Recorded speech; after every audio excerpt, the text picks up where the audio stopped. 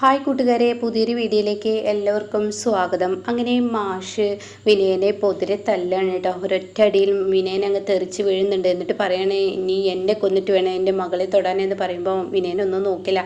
അവിടെ ഇരിക്കുന്ന പെട്രോൾ എടുത്ത് തൻ്റെ ദേഹത്തോട്ട് ഒഴിക്കുകയാണ് കേട്ടോ. എന്നിട്ട് ചിരുവിനെ അങ്ങ് പെട്ടെന്ന് ചെന്നിട്ട് ഇങ്ങോട്ട് തൻ്റെ അടുത്തോട്ട് ഇങ്ങോട്ട് ചാഞ്ചി പിടിച്ചിട്ട് ചിരുവിൻ്റെ കൂടിയിട്ട് അവിടെ കത്തിക്കുകയാണ്. എൻ്റെ മക്കളെ ഇവിടെ ഇട്ടിട്ട് പോയിട്ടില്ലെങ്കിൽ ഞാൻ ഇപ്പം തീരുമെന്ന് പറഞ്ഞിട്ട് അങ്ങനെയൊക്കെ കാണിച്ചു കൂട്ടേട്ട. അത് കാണുന്ന മാഷി എൻ്റെ മോള് അപ്പോഴേക്കും അമ്മ വാ, എൻ്റെ കുഞ്ഞുങ്ങളെ ഇവളുടെ കയ്യിൽ നിന്ന് എടുത്ത് കൊണ്ടുപോകുമെന്ന് പറയുമ്പോൾ ലതിക, എന്തിനാടാ നീ ആ കുഞ്ഞുങ്ങളെ ഇങ്ങനെ വേദനിപ്പിക്കുന്ന, ആ കുഞ്ഞുങ്ങളെ കൊണ്ടുപോയിക്കോട്ടെ എന്നൊക്കെ പറയുമ്പോഴും കേൾക്കില്ല കേട്ടോ. വിധേയൻ ഇത് തന്നെ ആവർത്തിക്കുന്നു. അപ്പോഴേക്കും ലതികയിൽ ലംബോദരന് വേഗം വന്ന് കുഞ്ഞുങ്ങളെ എടുത്ത് അകത്തോട്ട് പോവാണ്. എന്നിട്ട് പറയണേ, എൻ്റെ കുഞ്ഞുങ്ങൾ എൻ്റെ കൈകളിൽ, ഈ നിൽക്കുന്ന ഇവളുടെ വയറ്റിൽ എൻ്റെ മോൻ കിടപ്പുണ്ട്. അവരെ കിട്ടിയതിന് ശേഷം അവറ്റങ്ങളെ ഞാൻ വിട്ടുതരാം എന്നുള്ള ആ വൃത്തികെട്ട ആ സംസാരം തന്നെ തുടരുന്നു കേട്ടോ. അങ്ങനെ വിനയൻ ഇത് പറയുമ്പോൾ മാഷൊന്നും ചെയ്യാൻ കഴിയില്ല. മാഷിന് പേടിയായി. തൻ്റെ മകളെയും കൊണ്ട് മാഷ് അവിടെ നിന്ന് പോവാണ്. ഇതാ നിങ്ങളുടെ മകളെ പിടിച്ചോ എന്ന് പറഞ്ഞിട്ട് മാഷ് അവിടെ നിന്നും തൻ്റെ മകളെയും കൊണ്ട് പോകുന്നുണ്ട് കേട്ടോ.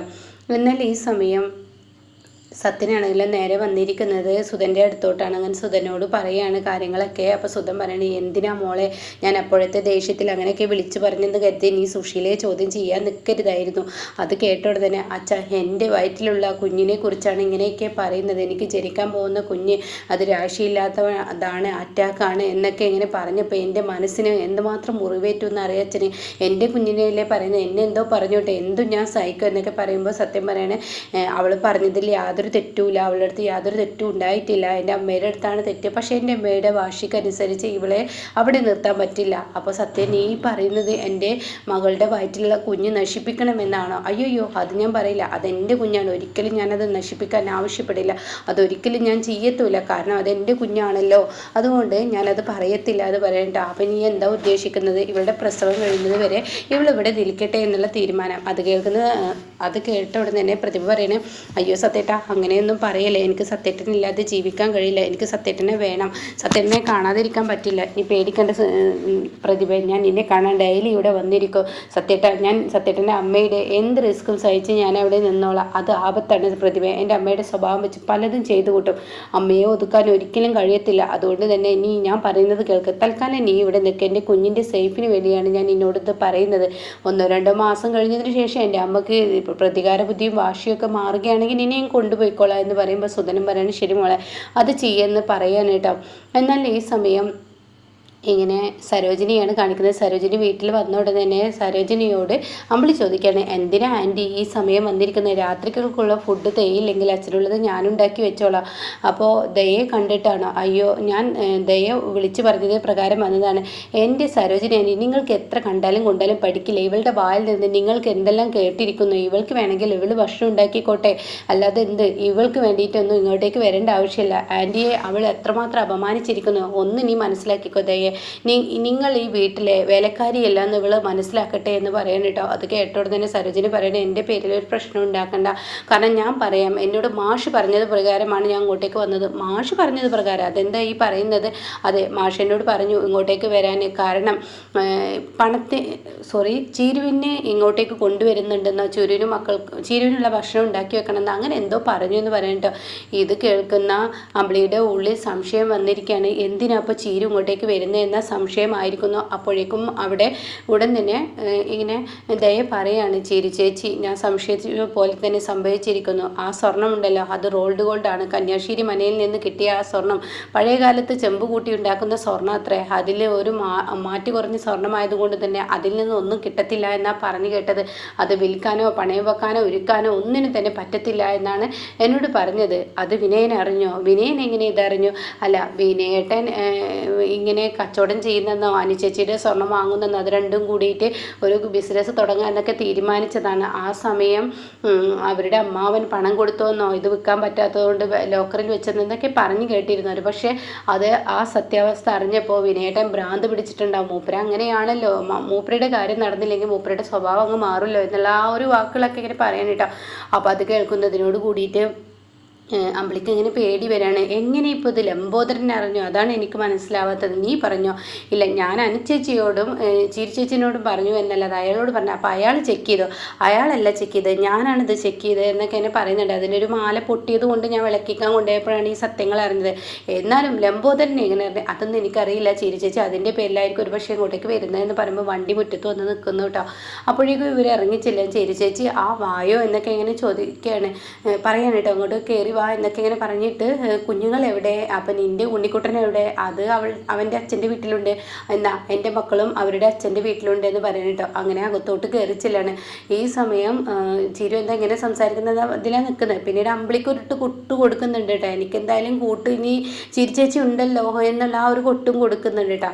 അങ്ങനെ അമ്പിളി അത് മനസ്സിൽ വെച്ചിട്ടാണ്. പക്ഷേ അമ്പിളി ചിരു വന്നതിനെ തുടർന്ന് അമ്പിളി ഒന്ന് നോക്കുകയോ പിടിക്കുകയോ ഒന്നും ചെയ്യുന്നില്ല. മാഷും അമ്പിളിയെ നോക്കുന്നുണ്ട്. പക്ഷേ അമ്പിളിയെ ഇങ്ങനെ നോക്കണം എന്നുണ്ട്. പക്ഷെ തൻ്റെ ആ ഒരു വാശിയുണ്ടല്ലോ, അത് അങ്ങനെ തന്നെ നിർത്തണം എന്നുള്ള ആ ഒരു നിലപാടാണ്.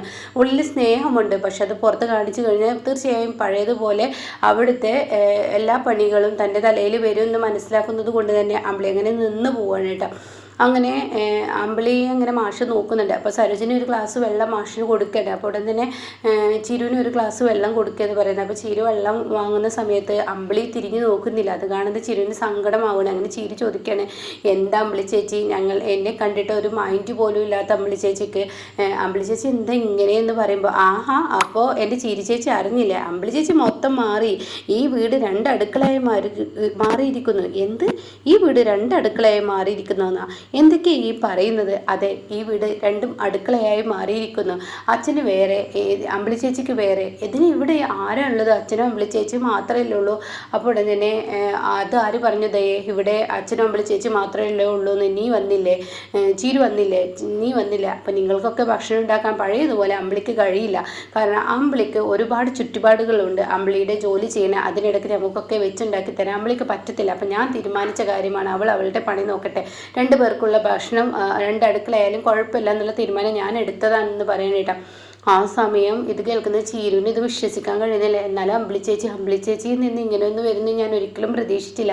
അത് കേൾക്കുന്ന അമ്പിളി പറയണം, ആ പ്രതീക്ഷിക്കാത്തത് തന്നെയാണ് ഇവിടെ സംഭവിക്കുന്നത്. എന്നിൽ നിന്ന് ഒരിക്കലും നിങ്ങളിത് പ്രതീക്ഷിച്ചില്ല എന്ന് പറഞ്ഞില്ലേ, അങ്ങനെയൊക്കെ ആവേണ്ടി വന്നു അമ്പിളിക്ക് എന്ന് പറയാനേട്ടാ.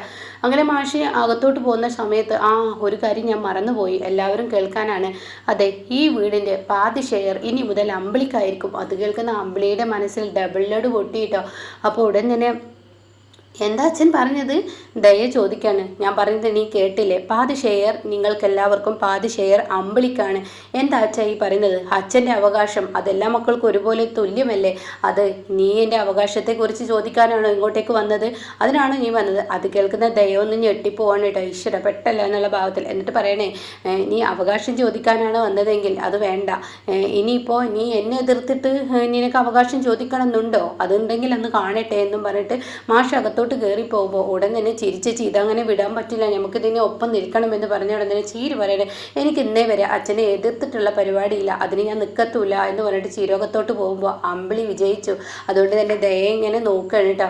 എന്നാൽ ഈ സമയം ദയയുടെ ഈ സ്വഭാവം രാമനാഥൻ പറയാണ്, അത് വേണ്ടായിരുന്നു, ആ മാഷിൻ്റെ മനസ്സ് വേദനിപ്പിക്കാൻ നീ നിൻ്റെ ഭാര്യ അവിടെ നിർത്തി കൊടുത്തത് തീരെ ശരിയല്ല ശബരി എന്ന് പറയുമ്പോൾ വാസന്തി വന്നിട്ട് പറയാണ്, അതിനെങ്ങനെ ശബരിക്കുണ്ട്, ശബരിയുടെ ഭാര്യയുടെ വാക്കുകൾ കേൾക്കാനല്ലേ അറിയുള്ളൂ, ശബരിക്ക് അതിൻ്റേതായ ലെവലിൽ നിർത്താൻ അറിയില്ലല്ലോ. അത് കേൾക്കുന്ന ശബരി, നിങ്ങൾ വായിൽ തോന്നിയത് ഓരോന്ന് വിളിച്ച് പറഞ്ഞാൽ അത് കേട്ട് നിൽക്കാൻ എനിക്ക് കഴിയില്ല, എൻ്റെ പെങ്ങളാണെന്ന് ഞാൻ ആലോചിക്കില്ല എന്നൊക്കെ ഇങ്ങനെ പറയുമ്പോൾ രാമനാഥൻ പറയാണ്, നീ ഒന്ന് ആലോചിക്കണം, ഭർത്താവിനെയും ഭാര്യയും തമ്മിൽ തെറ്റിക്കുന്ന പരിപാടി നീ ചെയ്യരുതെന്ന് അവിടെ ഉടൻ തന്നെ രാമനാഥൻ തൻ്റെ മകളോട് പറയാൻ കേട്ടോ. ഇതേസമയം അനുപമയുടെ വീട്ടിലോട്ട് ദാസും ഇന്ദ്രനും കൂടി എത്തിയിരിക്കുകയാണ്. അപ്പോൾ ചീരുവും മാഷൊക്കെ ഇവിടെ ഉണ്ടാവുമെന്ന് കരുതിയാണ് ഞാനിങ്ങോട്ടേക്ക് വന്നത് എന്ന് ദാസ് പറയണത്. അത് കേട്ടോടെ തന്നെ അനുപം പറയണില്ല, അച്ഛൻ ഇവിടെ ചിരുവിനെ നിർത്തിയില്ല, അവൻ്റെ അഭ്യാസങ്ങളൊക്കെ കണ്ട് അച്ഛന് പേടിയായി ചിരുവിനെയും കൊണ്ടുപോയതാണ്, ഇവിടെ നിർത്തിയാൽ ഇനിയും അത് ആവർത്തിക്കുമെന്ന് അറിയാവുന്നത് കൊണ്ട്. അത് കേൾക്കുന്ന ഇന്ദ്രൻ പറയണേ, എന്തിനെ നിങ്ങൾ തനിയെ പോയി ആണുങ്ങളെ കുട്ടി പോകണമായിരുന്നു, എന്നാൽ വിനയൻ ഇങ്ങനെയുള്ള പ്രകടനമൊന്നും കാട്ടിയിരുന്നില്ല. അത് കേട്ട ഉടൻ തന്നെ ഭാനുമ്മ പറയാണ്, ഈ പെൺകുട്ടികളുടെ അവസ്ഥ അത് പറയാതിരിക്കാൻ വയ്യ. പല പെൺകുട്ടികളും ഇന്ന് ഈ പീഡനം അനുഭവിക്കുന്നത് ഭർത്തൃ വീട്ടിൽ പോയാൽ തൻ്റെ മക്കൾ എന്ന് കരുതിയാണ്. മക്കൾക്ക് വേണ്ടി അച്ഛനെ വേണമെന്ന് കരുതി അവിടെ പലതും സഹിച്ച് അവൾ അവിടെ നിൽക്കുന്നു. ഇതാണല്ലോ ചിരു വീണ്ടും വീണ്ടും ആവർത്തിക്കുന്നത്. മക്കൾക്ക് വേണ്ടി വീണ്ടും അവൾ അങ്ങോട്ടേക്ക് പോകുമ്പോൾ അവൾക്ക് കിട്ടുന്ന ഇത് തന്നെ. അത് കേൾക്കുന്ന ഇന്ദ്രനൊരു കൊട്ടുണ്ട് കേട്ടോ. ഇന്ദ്രൻ അങ്ങനെ തന്നെ ഇങ്ങനെ നോക്കുന്നുണ്ട് അനുപമയെയും. ആ സമയം ഇന്ദ്രൻ പറയണ്, എന്തായാലും ചീരുവിനെ എന്തെല്ലാം ഞങ്ങൾ കണ്ടില്ലായിരുന്നെങ്കിൽ ചീരുവിൻ്റെ മാനസികാവസ്ഥ അത് പറയാതിരിക്കാൻ വയ്യ. പ്രത്യേക തരം അവസ്ഥ തന്നെയായിരുന്നു അവളുടെ. അതുകൊണ്ട് ഞങ്ങൾ കണ്ടില്ല എങ്കിൽ അവൾ ഒന്ന് ഡ്രൈവർ ട്രാക്കിൽ ചിന്നിച്ചിതറി കിടന്നിരുന്നു എന്നൊക്കെ ഇങ്ങനെ പറയുന്നു കേട്ടോ. അപ്പം ഇങ്ങനെയൊക്കെയുള്ള ഒരു എപ്പിസോഡാണ് വന്നിരിക്കുന്നത്. അപ്പോൾ അമ്പിളിയുടെ വാശിക്കൊത്ത് മാഷ് നിന്ന് കൊടുക്കുകയാണ്. അപ്പോൾ അമ്പിളി ഇനി കണ്ണു തുറക്കുന്ന ആ ഒരു സീന് നമുക്ക് മുന്നിൽ എത്തും. അപ്പോൾ എന്തായാലും രഘു വരികയാണ്. രഘുവിനെ ഒപ്പം നിർത്താൻ വേണ്ടിയാണ് അമ്പിളി പറയുന്നതിൽ ഒരു കാര്യമുണ്ട് എന്ന് മാഷിനും തോന്നുന്നത് കേട്ടോ.